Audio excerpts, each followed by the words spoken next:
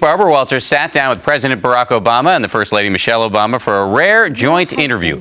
In that interview, the president made his first comments about the crisis ongoing in Korea, but there is a lot more, and Barbara is here this morning to share some of it with us. Good morning to you. Good morning to you, Dan. So I understand you sat down with the two of them almost exactly 2 years ago, right before he took office. Right. Are they different now?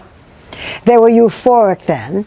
They're very happy to be in the White House because they can have dinner. This is not the only reason, but they can have dinner together every night with the kids. But she's his balance wheel. They are wonderful together. She teases him. He's not quite as somber.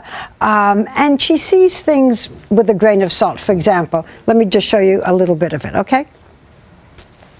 Your husband has said that you are his chief advisor. So what did you say to him the night of November 2nd when he was, as he put it, shellacked? I said, let's get to work.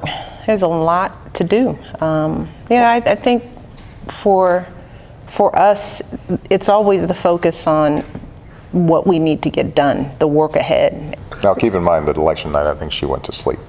So. Did you really? She goes to sleep. I go to early. bed early. I can't stay awake for the returns. I got to get up, work out. So you didn't care whether the Democrats took over the I House? absolutely you cared. You had But I time to hear about it the next day. It was going to be whatever it was going to be the next day. So I did go to sleep.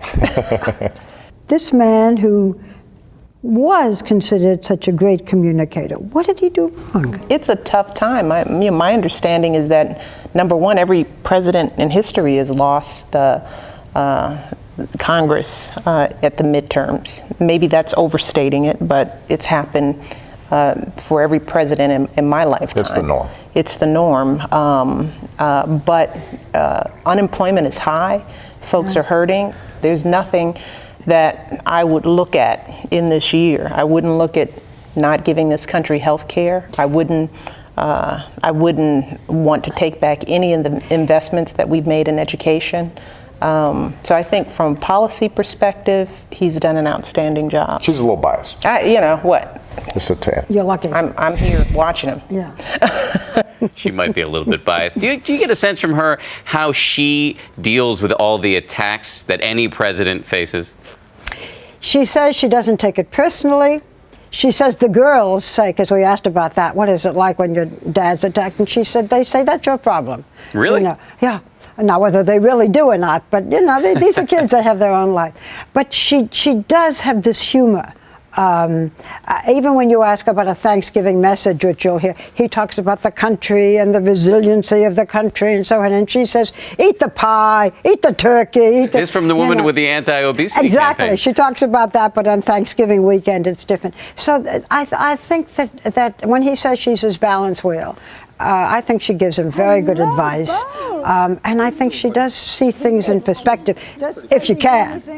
I know this interview was planned a great deal of time in advance. Not that far. Not that far, but somewhat in advance. You didn't know that you were going to be there in the middle of this geopolitical crisis. What was that like? Because the president had just heard the news about the attack in Korea, right? Yeah. Well, he had just come back. We saw the helicopter landing on the lawn, and then he went upstairs very quickly and came down. And this was the first time that he talked about it and said this is a very serious threat. And when our interview was over, he was going to call the president of South Korea. This is something that he felt all the nations in the area had to get together, including China.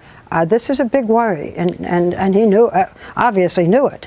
Humor me. I want to ask you a much less serious question. Okay. I know you're a dog lover, and I understand you got to meet the first dog, Buddy. Yeah, well, I want to show you this dog because this is the most adorable. Look at this. Is that not an adorable, a Portuguese water spaniel? Is that not cute? And he shakes hands. He does. Oh, my dear. Is there a trainer for this dog? The first lady adores it. Now, I got to tell you, she thinks it's like a son. It's the cutest dog I've ever seen. The cutest dog you've ever seen? I have a very cute little dog, and I went home and told my dog that I had seen the dog that was cuter. Dan So- ruined the entire Thanksgiving. Things are tense around the Walters household right now. Very serious business. But So- you know, this is, I do want to say about this interview, if the kids are up late enough, to see the both of them together. It's a very serious interview, but it's delightful and funny as well, because she brings that out in him. We'll be watching. It looks fascinating. Barbara, great to have you this morning. Thank you. Thank you.